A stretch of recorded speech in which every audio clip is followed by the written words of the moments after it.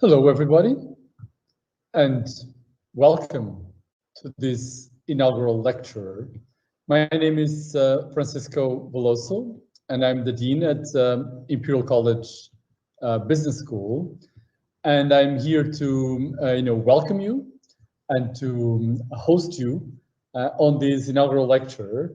And I'm hoping that you're intrigued with with the title of this lecture on entrepreneurs as scientists. Here at Imperial, we often talk about the reverse, scientists becoming entrepreneurs. And so part of our lives, of our conversations. And hopefully today we'll understand a little bit about why we can perhaps think about that in a different way. And so I'd like to thank all of you for joining today and participating in this event. And of course, I want to thank Ramana, that I'll introduce in a second, our lecturer, our speaker for the evening, as well as to Antoinette Chouard for joining us for the vote of thanks at the end, and of course also to our organization and production team, to all the support and all the work that goes beyond to put this event together. So before I hand it over to Ramana, I'd like to introduce him a little bit and to give you a little bit of a context about what we're going to be talking today and how he got to talk about this notion of entrepreneurs as scientists. And so he started right here in the UK, with a BA and an MA in economics at Trinity College in Cambridge. Then he went off to work at Oliver Wyman and Company, working with clients in global capital markets, and also looking at small business banking, both in London and in New York. And as he crossed the pond, then he also decided that he was going to go back to school and to get a PhD in management, and did that at MIT in Sloan School of Management. MIT, an institution that I, of course, was also where I got my own PhD, and therefore, a very, very nice point of connection between myself and Ramana, besides the interests, of course, in the area of entrepreneurship. But then, once he finished his PhD, he moved not very far. He moved up the Charles River and joined Harvard Business School, where he has been until now, effectively. And so Ramana Nanda went through the ranks as an assistant associate and full professor, then became the Seraphim Rock Professor of Business Administration. And he came visiting at Imperial College and decided to stay. And we're just absolutely delighted and thrilled that he's joining us. And that connects a lot to, of course, what he will talk today.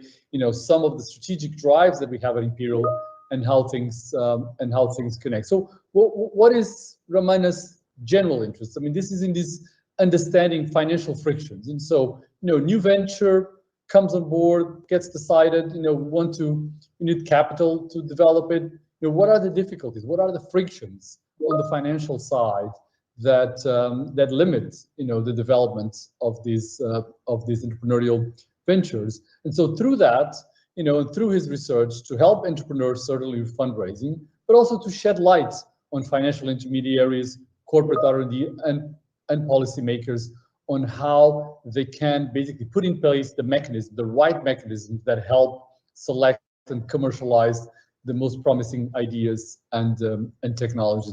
And this has been the general area of his research, and he's been extremely successful. His research is widely cited and has had far-reaching academic, but also broader impacts.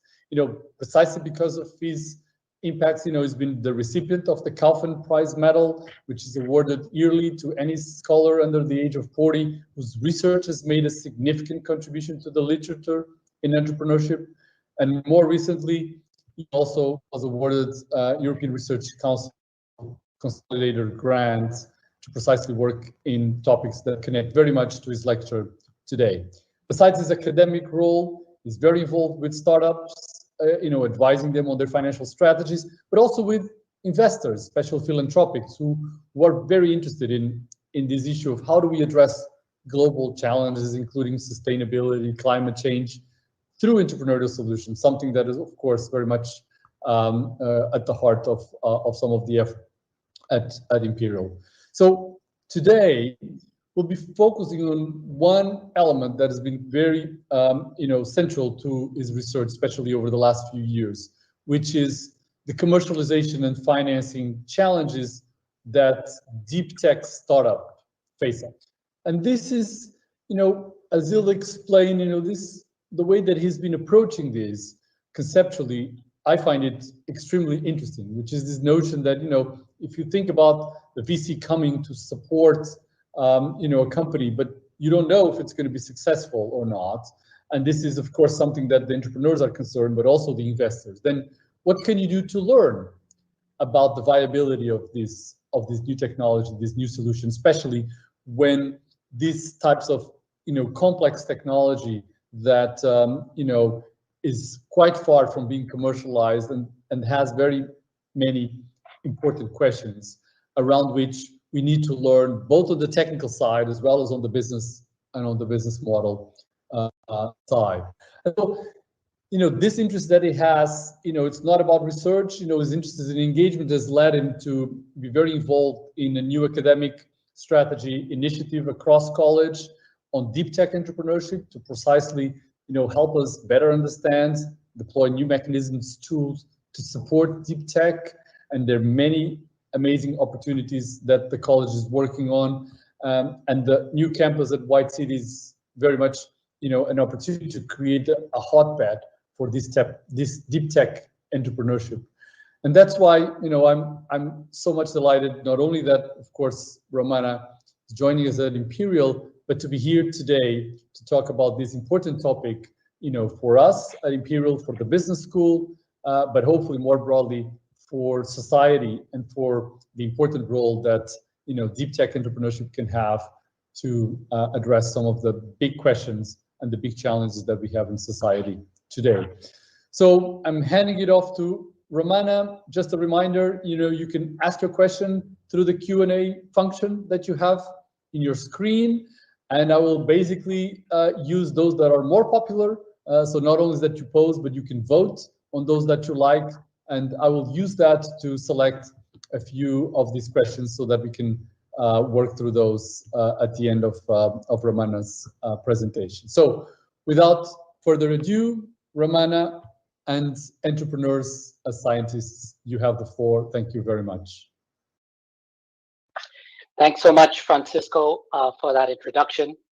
It's a real pleasure and indeed an honor to have a chance to present my research ideas to you today, as well as to link them a little bit to Imperial's academic strategy initiative on deep tech entrepreneurship that you mentioned. Now, as I was reflecting a little bit on the topic of technology entrepreneurship, it's obviously very much in vogue these days, embodied by some of the iconic business leaders of our time who've been self-made entrepreneurs. And of course, it's an interesting time with the IPO markets and a lot of activity happening around entrepreneurial finance. But as an academic, one of the things that has been particularly important for me in being drawn to the area of entrepreneurship is really some of the pioneering work that was first done by Joseph Schumpeter, seen here in the picture, who is one of the most influential economists of the 20th century. And then Schumpeter noted sort of two important things that I think have sort of motivated my work in many ways over the last several years. The first was that he noted the important role of entrepreneurship in what he called the process of creative destruction, which is the continuous process of innovation where new ideas, processes, technologies replace older ones. And in the years since then, subsequent work has really highlighted sort of two important channels through which this process of creative destruction takes place. The first is that entrepreneurship is a vehicle through which radical technologies are commercialized, but it's also really central to the process of firm dynamics, where we have now learned that a lot of productivity growth happens at the expense of margin. So that is through the birth of new firms that are more productive and the death of older ones that are less productive. What Schumpeter also articulated was the distinct role of entrepreneurs and financiers in this equation, and recognized that those with entrepreneurial ideas and talent might not have the resources to commercialize them. And so what that obviously opens up is the concern that some of the best ideas out there may not get commercialized if there are frictions in the way in which entrepreneurs and financiers end up matching with each other. And so my research on entrepreneurial finance is really motivated by these two ideas. The first, that entrepreneurship really plays a fundamental role in economic growth and well-being. And the second, that frictions in the process of getting financed can play a role in shaping the types of ideas that end up getting commercialized in the economy. So today, what I want to do is to talk to you about one source of capital, which is venture capital, and is a key source of risk capital for startups that are commercializing new technologies. Just as an example, in the United States, less than 1% of new firms are financed by venture capital, but nearly half of all IPOs, initial public offerings, are accounted for by venture capital-backed firms. And we also know that VC-backed firms account for a disproportionate share of R&D and overall market capitalization among publicly traded firms, really suggesting the importance of these kinds of firms for the economy. Now, obviously, a question that one would have is, are VCs just picking these firms with a lot of promise, or do they actually even play a role in shaping who gets funded and what outcomes they have?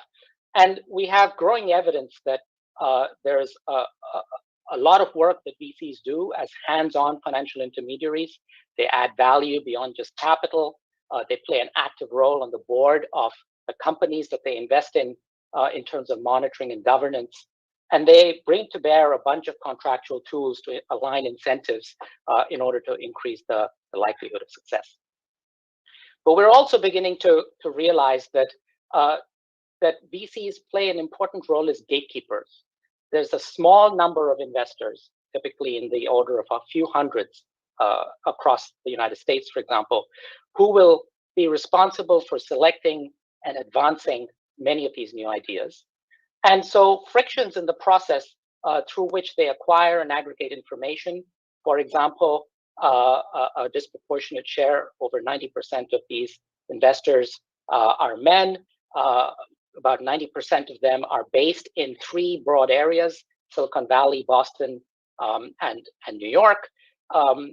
And they invest in a relatively narrow band of innovation, which is really going to be the focus of my work today, of my talk today, to try to understand a little bit why that might be the case and what might be the reasons behind that. So to just give you some broad statistics on this, venture capital across the world it was about $250–300 billion of capital that is invested into startups across the world, and it's been a dramatic rise since over the last decade.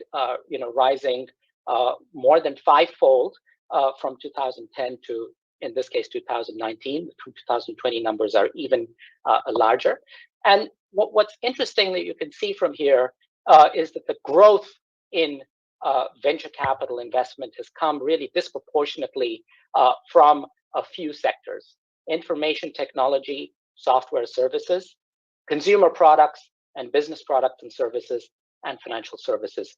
Healthcare, which includes in this graph healthcare, information technology, and biopharmaceuticals and medical devices, has also shown an increase. But if you look at this in proportional terms, you'll see that it has not really grown in proportion to the overall growth in the venture investment over this period of time.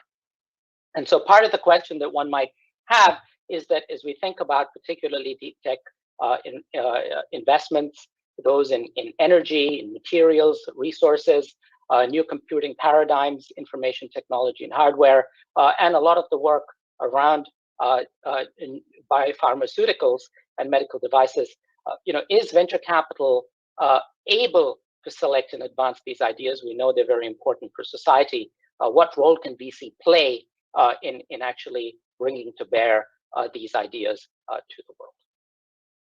So in order to understand that question a little bit, what I want to do is to peel back the onion and share with you a little bit about the VC business model, so as to understand what kinds of investments are particularly attractive for venture investors and what ones might be much less attractive for them. So what I have here is some data from a single large and quite successful venture capital firm, where we have their internal records on investment by investment level, the share of the investments that end up falling in each of these 5 buckets, essentially failing completely, returning less than 1 times their money, between 1 and 3 times their money, 3 to 5, 5 to 10, and more than 10 times their money. And in the light blue bars, we have here the share of the overall gross return that is driven by the investments that fall in these buckets.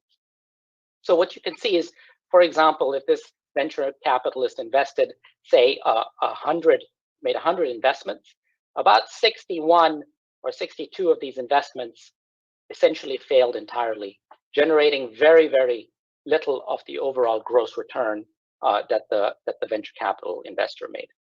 On the other hand, you can see that a small number of investments, 5 to 10% of the overall investments, generate a disproportionate share of the overall gross return for this investor.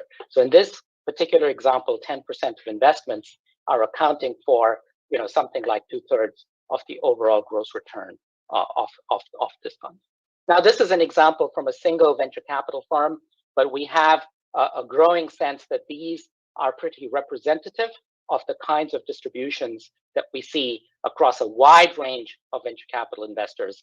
And in fact, there may even be some evidence that the most successful firms see an even more skewed return distribution, driven in part by the risk that they're taking. They get a lot of failure and some very, very, very big successes.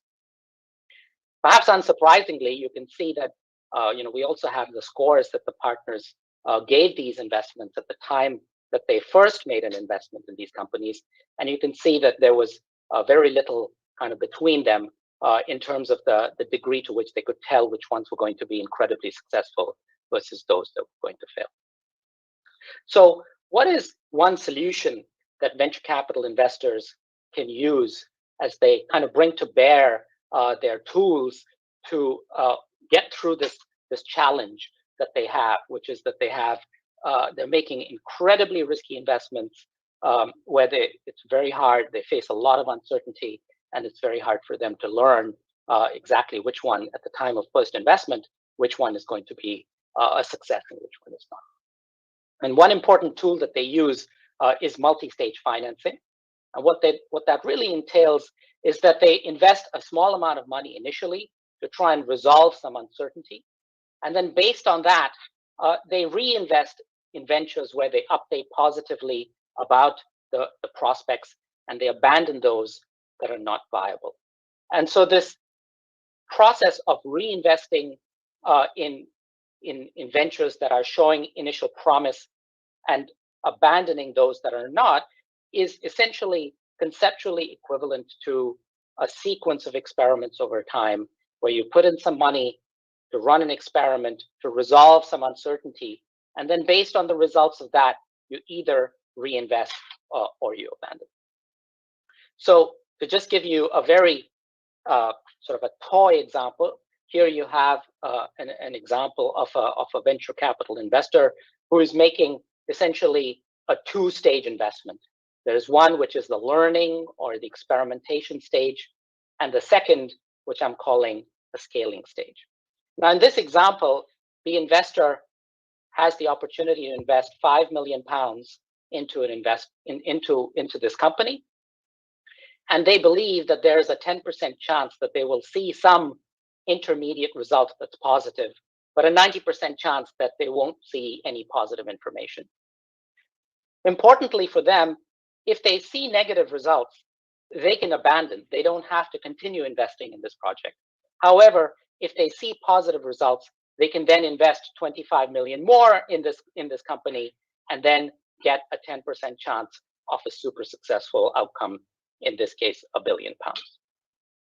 Now, this very simple example can shed light on a couple of interesting elements.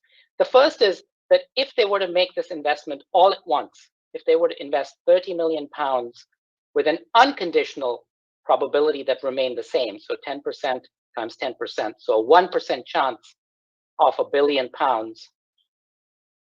it would not be a profitable investment, because a 1% chance of £1 billion has an expected value of 10 million, because there's a 90% chance of failing.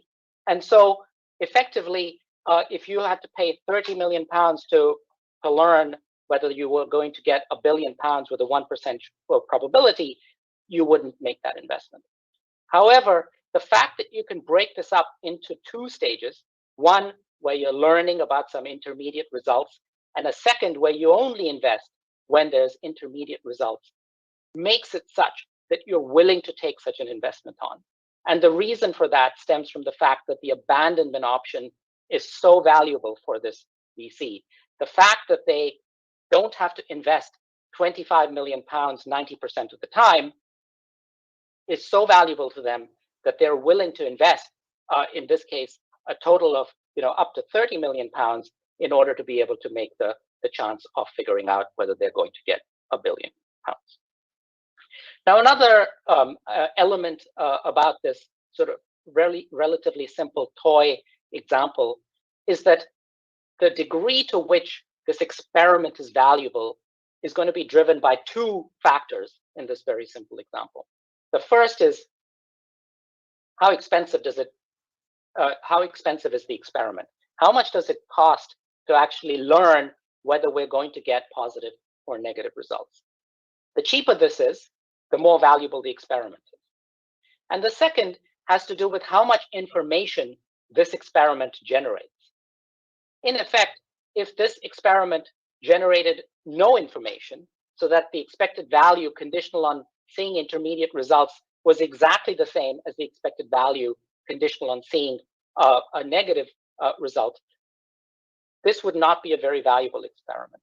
However, the more information this experiment generates, in the sense that if I get intermediate results, my expected value jumps dramatically, versus if I get intermediately negative results, I'm pretty sure I want to abandon the investment, the more valuable that experiment becomes. So this is obviously just a conceptual diagram, but I want to sort of show you an example with Airbnb, which is, as you all know, a very, very successful venture capital-backed startup, but one that actually went through several stages of these experiments. And I just want to show you some examples of this information generation and step up in value that comes from these experiments.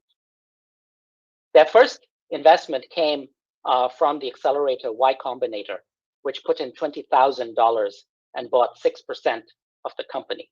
Extremely expensive capital, $20,000 buying 6%, so really valuing the company at $333,000. But that $20,000 allowed them in a 3-month period to run a bunch of experiments that then enabled them to raise their next round of financing, their seed round of financing, where they raised $600,000 at a $3 million post-money valuation. And so what that meant was that they generated a 7-time step up in value in just 3 months, because of the fact that they were able to de-risk the company through a set of experiments that they ran, and were able to convince the next set of investors that the risk associated with becoming an incredibly valuable company had gone down sufficiently. These numbers are really quite unprecedented. A 31-time step up in value over a 12-month period enabled them to then, this $600,000 basically allowed them to raise a much larger sum of money, a $7.2 million round of financing at a $100 million post-money valuation, and so on and so forth. One thing to note here is that they've raised cumulatively billions of dollars. At this point, they raised over $5 billion from Series D onwards. But because they were raising this at such a high valuation, the dilution that the entrepreneurs and the early investors faced was relatively small. And so one of the takeaways that I want to leave you with is that it's not necessarily the capital intensity of a startup per se that is the issue when we think about what's a barrier to investing in some of these kinds of entrepreneurship, in some of these ventures, which is often the common refrain. It really is the cost of early experiments. If you can de-risk a company quickly and cheaply with a relatively small amount of money, you can raise very large sums of money at pretty high valuations without necessarily suffering much dilution. So taking stock of this, where do we stand? I think there's sort of two broad ideas I want to sort of hope that I have managed to convey to you. The first is that the cost and information value of early experiments play an important role in shaping the focus of venture capital investment. And that capital intensity per se in the scaling stage is less relevant. What this does also is that because you can learn quickly and cheaply, it enables more moonshot ideas to receive a first round of financing. Going back to this example here, if I can learn quickly and cheaply, I can try out a whole set of experiments and make initial investments into companies that I might never have been able to make investments into. And Airbnb is certainly an example of that. They made 32 or 33 pitches before they got their first initial amount of venture capital. And the reason for that is that people had a very hard time getting their head around the idea that people would pay money to sleep on air mattresses in somebody else's house. Of course, it turns out that they were able to validate that idea over a sequence of experiments, and in doing so, de-risked the company and were able to generate ever greater rounds of funding at ever greater valuations, which really, again, highlights that if you can learn quickly and cheaply from early experiments, you can really widen the scope of ideas that can receive a first round of finance.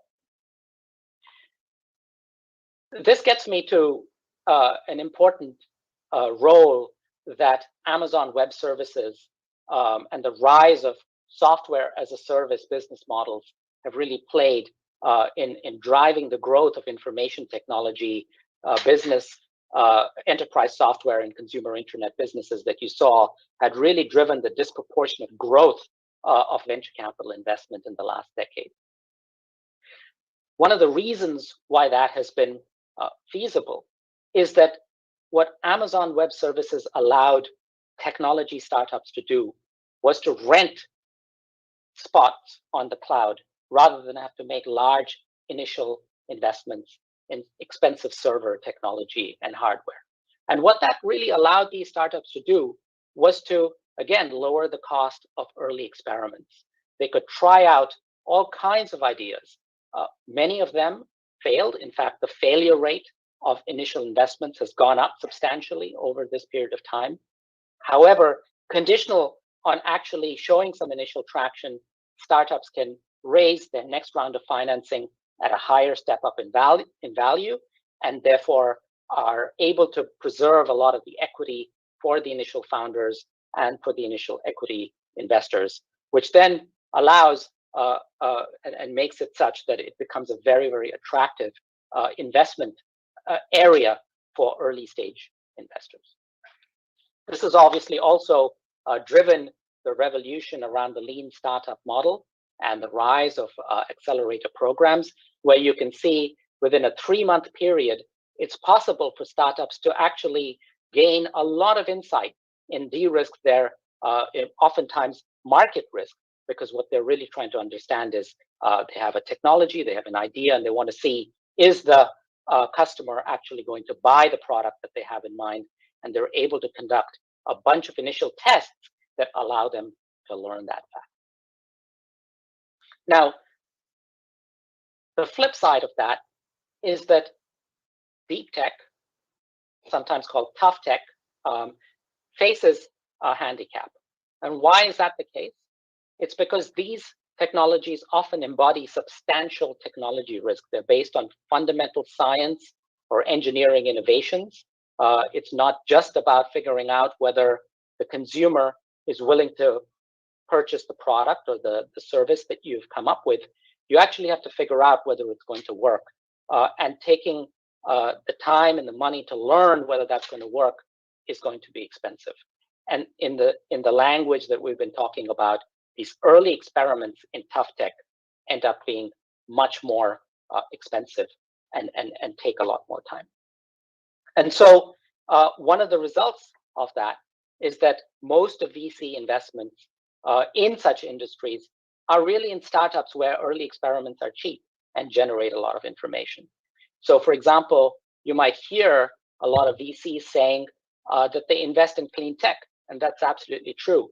But if you peel back the onion, you'll see that the vast majority of that investment that is coming into clean tech is coming into software-based applications within the clean tech space.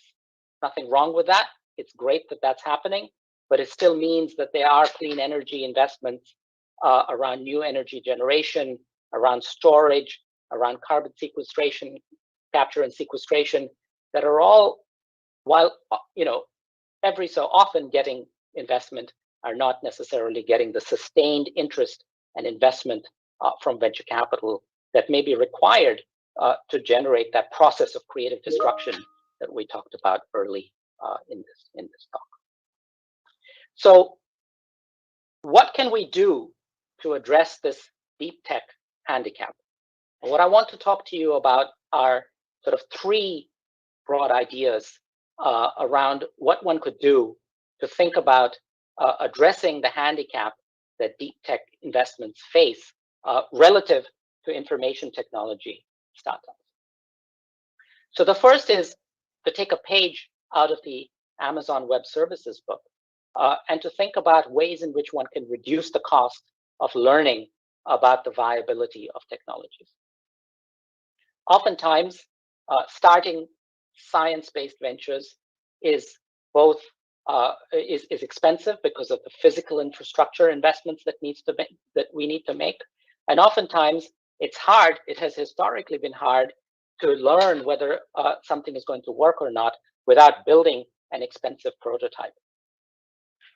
We're getting to the point where both physical infrastructure can be valuable, shared lab space, the ability to rent lab space for startups so that they can actually conduct their early tests without having to make large investments themselves, as well as simulation and digital technologies, whether it is the rise of supercomputers or indeed the rise of quantum computers that have the promise of being able to allow chemistry startups and material science and pharmaceutical related startups in the biopharmaceutical industry to actually gain a lot of insight into the viability about a technology without having to go through expensive prototyping in the early stages.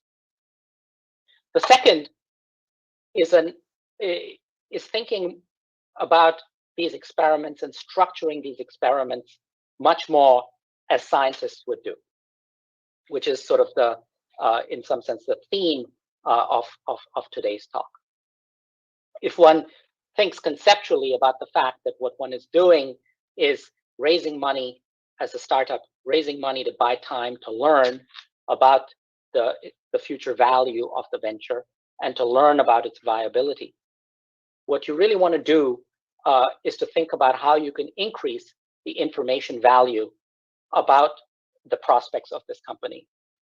And it turns out that that's not necessarily the same sets of steps that you would take as the lean startup model. And that's because your priors about the viability of this investment might be different. The proof points that you need to show investors might be different.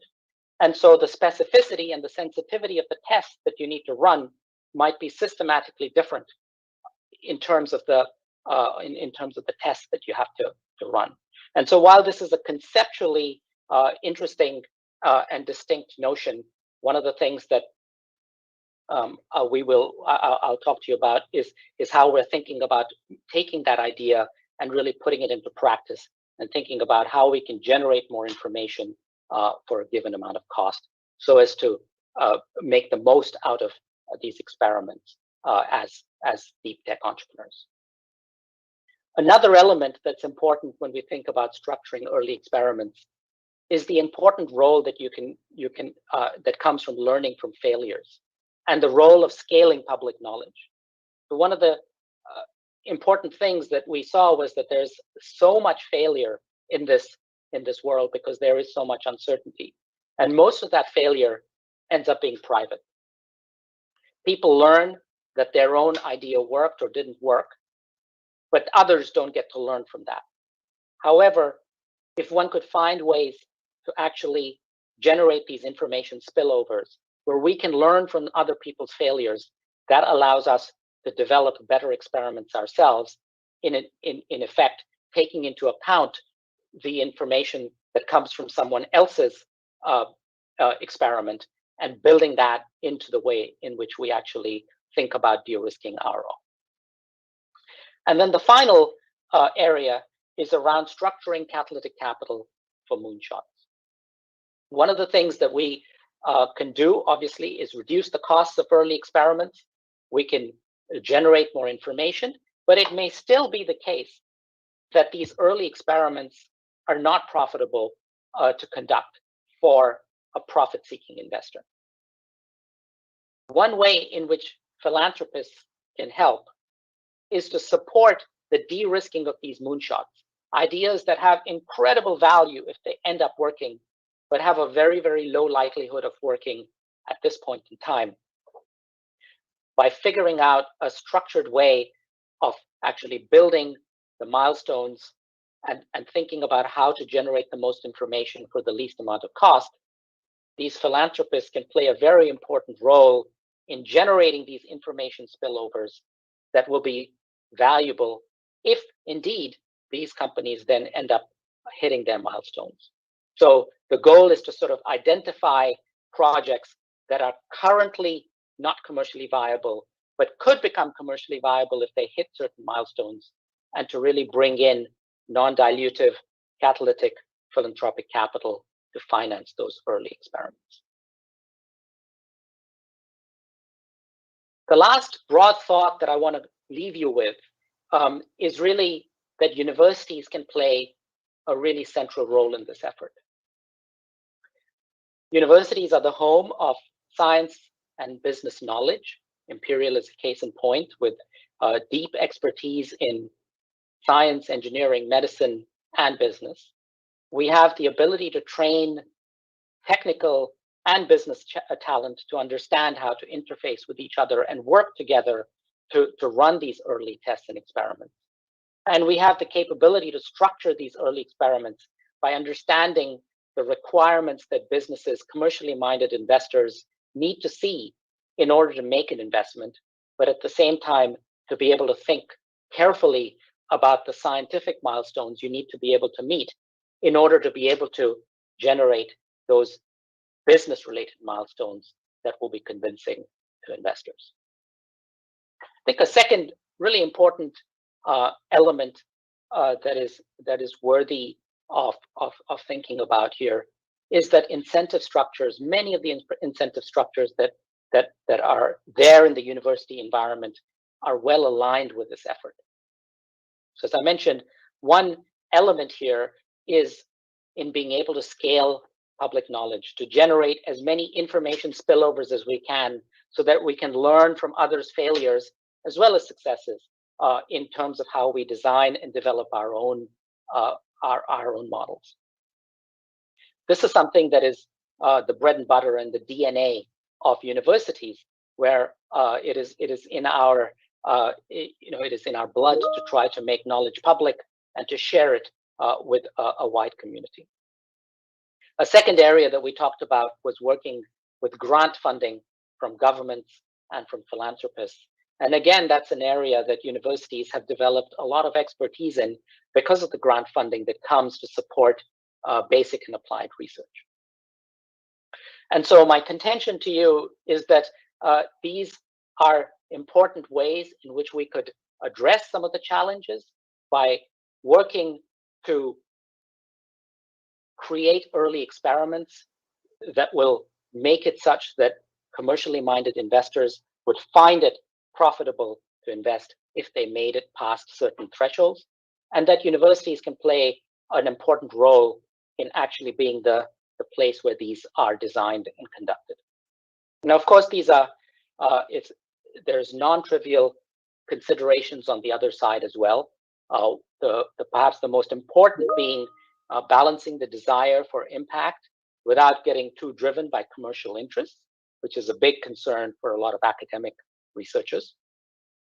And of course, there's varying levels of incentives at different stages of academic careers, which will impact the degree to which they want to think about having an impact beyond their research in terms of building startups that might be playing a role in addressing some of these big challenges that we face in society. And so that is part of the motivation, really, for the academic strategy initiative that we've been working on, where we're looking to build an institute around deep tech entrepreneurship, which will really be housed at Imperial with the aim of working collaboratively to support a thriving global deep tech ecosystem. And our goal is twofold. The first is to better understand the multitude of factors inhibiting deep tech entrepreneurship. And the second is to use these insights to inform policy and to drive support for entrepreneurs. And so really, in conclusion, I hope that I will have conveyed to you that there are many reasons why transformational deep tech ideas are perhaps not being commercialized as much as society may want. But we focus today really on a subset of those that are related to structural and incentive factors that are facing venture capital investors, that are the primary source of risk capital to support new technologies out there today.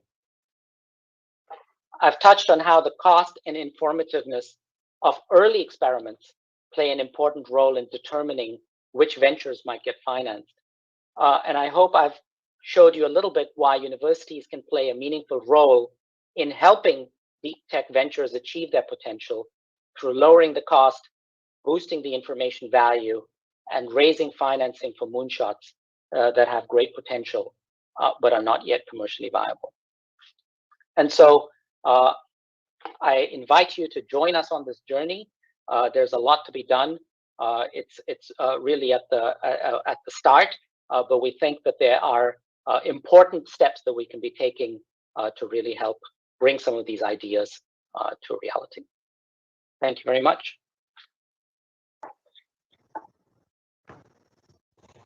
Pass it back to Francisco. Ramana.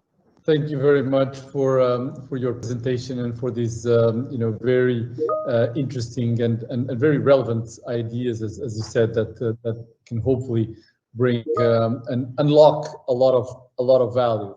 So let me, as I said, I'm going to browse through some of the questions that we're getting to try to help us a little bit on our discussion. So the one that has kind of like more visibility relates directly to what you said already. You were talking about kind of the specific contexts of Imperial, but in some senses, I think if you have to abstract and to think about, how can universities help fund these deep tech startups? So let's imagine that you're advising other universities on what they could be doing on these, right? So that we think a little bit more generic. What would be your advice? What do you think are some of the critical elements that the universities could put in place to try to address this important gap that you've noted? So I would say that I don't want to make broad generalizations, of course, but I would say that in many instances, universities end up being focused on similarly narrow sets of technologies that generate a lot of interest from venture capitalists. And the reasons for those are correct and good, which is that we often want to have a discipline that comes from being able to engage with profit-seeking investors. We want to be able to not have projects kind of stay in a perennial research mode and get lost in without actually achieving their potential. And there's often a sense that we want to have this sense of the market test, which is that if an investor will step up to the table, that means that the venture is of high enough quality. And I think that works really well for a large number of areas, but they are areas which are different. There are areas where VC, I hope to have convinced you, are not focusing as much interest. And so the goal here would be to try to get universities to think about being the environment prior to getting venture capital, to being able to help startups extend perhaps longer within this in this environment, so that they don't leave and get undercapitalized without actually being able to generate the kind of progress they need to from venture capital investors. And so the specific things that would be helpful would kind of come back to some of the ideas that I talked about, which is sort of engaging more closely with academics to think about what are the business and technical milestones that we need to be able to achieve to make it such that these investors might attract venture capital, and to finding ways to actually fund them to be able to get to that point. One example is the engine at MIT that does many of these things. However, at MIT, the engine sort of sits a little bit distinct from the university, and so perhaps doesn't make use as much of an integrated approach of using faculty insights to design these experiments that can help these startups actually get even further along before they receive venture capital. Thank you. Actually now turning it into the VC side of things, right? I mean, one of the elements that you very clearly shown is the fact that they're not investing in these, and so I guess the question was about talking about investing in biotech, but let's take it a little bit more general and say, is this a lost cause in the sense that you mentioned these philanthropic more investors, and so is there something that we can do to increase the interests of these venture capitalists on these types of experiments, or is your advice really that we need to say, look, it's a different thing. We need to engage with these more philanthropic type investors that are worried about the problems of the world and not directly, and about, as you said, generating more public knowledge, and then engage the private ones at a later stage, because that's just the way it's going to be. And so just a little bit of your help, given the question, to untangle a little bit how you see the roles of these various VCs and how you would engage them, but also how you connect to them in these issues that you raised. So my perspective on this is that VC plays an incredibly important role in the overall capital supply chain. And the reason they're not investing in these kinds of technologies, it's not their fault. It's just that those investments are not profitable investments for them, given the nature that they have.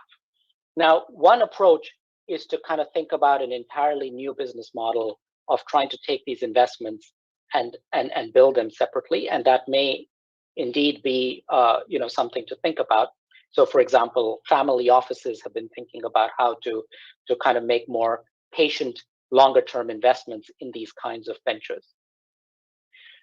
But I actually have a sort of a complementary thought, which is that there are literally trillions of dollars out there in the global capital markets looking for high-quality investment opportunities in this low interest rate environment. And so perhaps what is missing here is this friction where we haven't been able to get that capital to be able to be matched appropriately with the ideas that need to get the funding. And that is effectively the role that I think we can play as academics and as universities is to bring these startups along further to the point where they become attractive investments for VCs. And so that's the so-called valley of death that exists between kind of a research project and commercial finance that hasn't really been addressed. And I think there's a role that we can play to try to address that. And then, there's a little bit broader question, but it became quite popular quite quickly, which is, okay, fine, be it deep tech, investment opportunities or others, why do you see this big gap between Europe and the US in terms of VC investment and the presence in this space in terms of supporting these tech startups? Be it deep tech or the others? This is a complex and multi-layered question that's going to be hard to kind of give a bite-sized answer to, but I'll kind of take a couple of different stabs at it. So the first is that I think venture capital has historically and even to this day continues to be quite a local business. So because there is a massive amount of information asymmetry that exists between investors and entrepreneurs, oftentimes investors end up preferring to stay relatively local and investing next to startups that are close to them. And you can see that in the fact that 90% of these investors in the United States stay in Silicon Valley, in Boston, and in New York. And so that is just a microcosm of this broader question of the global footprint of venture capital activity. Although venture activity has grown substantially across the world, it still continues to remain in important hubs. So London plays a very important role within Europe. There are big cities in China that kind of have a lot of venture capital.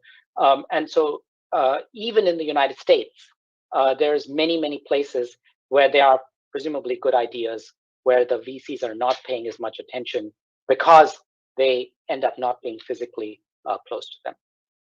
There are a set of structural and incentive elements that have, I think, historically driven the rise of a very large amount of capital into US venture capital. So for example, my colleague Josh Lerner has talked about the Prudent Man Law, which actually allowed pension funds to devote a certain amount of their capital to venture capital. And that led to a dramatic explosion in the amount of money that was available to US VCs to invest. And so that has now begun to happen in other cases, but perhaps hasn't caught up quite as quickly. And then people have ideas about the risk aversion and the appetite and the various behavioral elements of both entrepreneurs and investors in Europe relative to the US. I don't know that we have good evidence one way or another about that. So I won't speculate on it. So I'll kind of talk more about the structural factors as opposed to the behavioral drivers.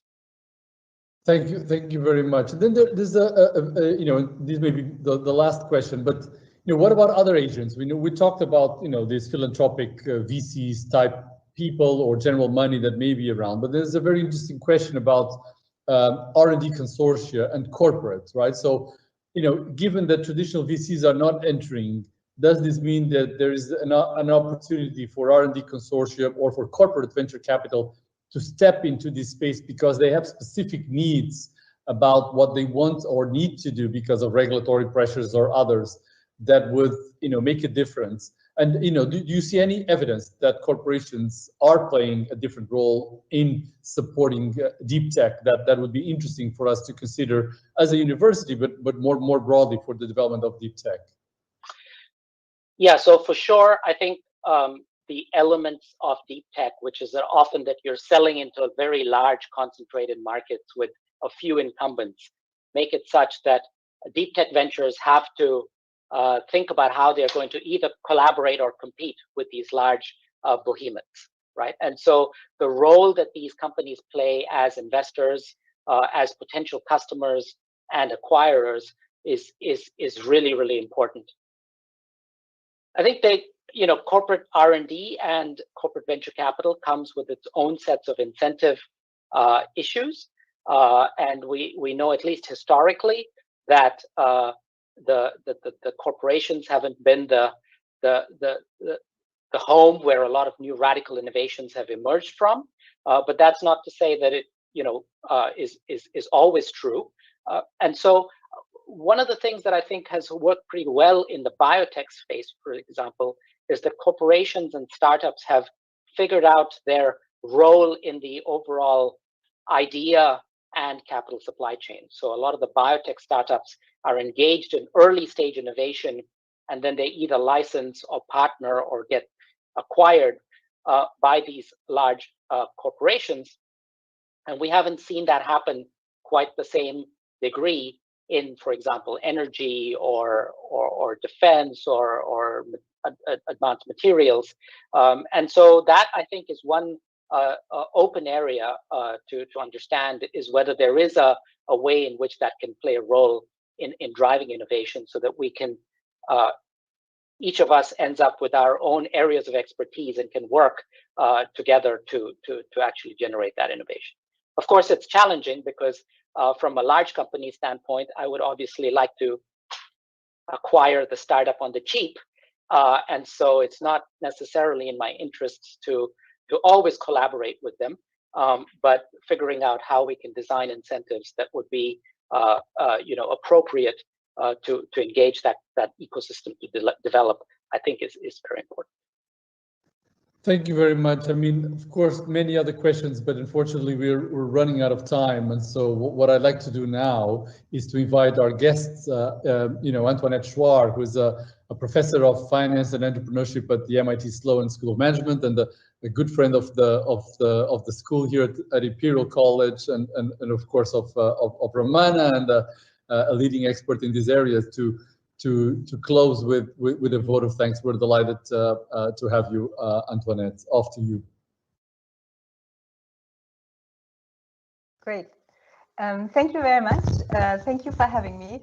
So, Dean Veloso, ladies, gentlemen, and dear Ramana, it's really a great honor and pleasure to have been asked to deliver this vote of thanks for Ramana's inaugural lecture. I know inaugural lectures in general are a very special occasion where we want to celebrate the research and the person, and also, look forward to the research ahead. To me personally, this is a real big privilege to be here today, because I've known Ramana since he was a student at MIT. We have collaborated on many dimensions. So it's really nice to be here. Now let me tell you up front that I feel a little bit sorry for Ramana that his vote of thanks is not delivered by someone who has a fantastic British accent and outstanding sense of humor, but someone who has a German accent and a German sense of humor, which are both a very questionable pedigree, I would say. But then I thought, Ramana actually, this might actually be very appropriate, this juxtaposition, given that Ramana in his whole career has always strived to do things a little bit different. He has done exceedingly well, but always gone a bit against the stream. So why do I say this? So if you think about it, right, Ramana came to MIT. At Sloan, he studied in Thais, but then he went across Sloan and across Thais to find me at in finance and did an interdisciplinary research in finance and entrepreneurship. This is obviously how we met.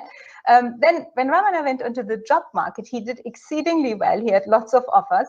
And in some sense, to my big worry, he decided to go to HBS, which is not necessarily, right, if you think about it, the most entrepreneurial place, especially if you come from Imperial, say, or MIT, right? But then Ramana did fantastically well there. He embraced the challenge. I have to say, he helped build an outstanding entrepreneurship center at HBS on the research side, and also the group. And he obviously managed to do himself really amazing research. And so this is, in some sense, full circle to come to Imperial now, which is obviously a great place that has deep entrepreneurial genes. So let me say, it was really exciting to hear about the work that Ramana is planning or how he's thinking about what his goal is in helping Imperial and indeed establishing an opportunity to use his deep knowledge of entrepreneurship research and finance and combine it with his dedication to the application of research to practice. This is really very unique in your work, in you know, kind of the research you've done and also how you approached your career. This is fantastic, and I really look forward to seeing, you know, what comes of it. I want to highlight that this is a really first order question that you've been working on, and you've already made a lot of progress on it from the perspective of research, which is exactly this question of how can we model the risk taking in entrepreneurship, the management of risk, how the entrepreneurial ecosystem can help manage and improve that risk taking, right? A VC friend of mine likes to say that for an entrepreneur, success means that I started out with nothing and I still have most of it left. So, you know, while this is funny, right, when we say this, it's actually true that these massive idiosyncratic risks that we typically don't model in finance, well, those are the big challenges ahead for, in my opinion, the 21st century and the big tasks for society going forward. And so Ramana's work really has been key and has been central in helping us think about how we manage these idiosyncratic risks, how we think about real options, always with the focus of going beyond the abstract notion of risk and really combining deep knowledge of the technological risk, right? The deep embedded knowledge of the technology to bring together his understanding of finance with the ecosystem. So, you know, in the interest of time, let me be then quick, but I want to say that it's been a fantastic journey to see you grow and achieve all the things that you've achieved. And I look forward to seeing the next step as Imperial. And I would also say that, you know, kind of for Imperial, you will be really delighted and happy to have Ramana, who is infectiously creative and a wonderful colleague and a wonderful person. So thank you for the chance to giving the vote of thanks and congratulations on the next step. Thank you very much, Antoinette. We're delighted to have you, and thank you as well, Ramana. You know, it's such a pleasure and an honor to have you join. And thank you everybody for joining tonight. It's been a great pleasure to learn about entrepreneurs as scientists. You know, stay tuned for the next stages of this adventure with Ramana, deep tech, and many entrepreneurs to come. Thank you very much.